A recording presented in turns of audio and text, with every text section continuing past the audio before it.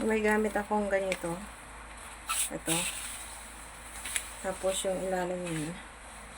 May gamit rin akong ito. Matagal na itong gamit ko na to. Siguro may 3 out. May magtatatlong taon na rin to.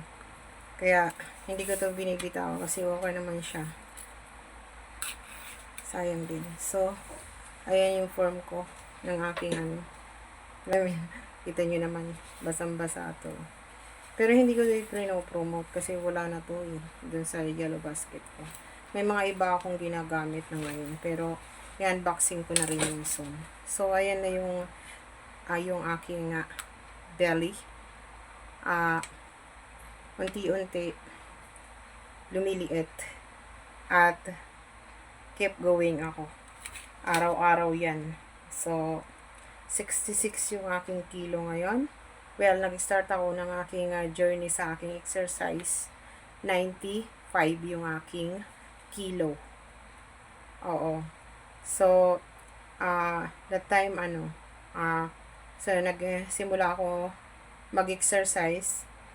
At, yun nga, pangalis din ng stress.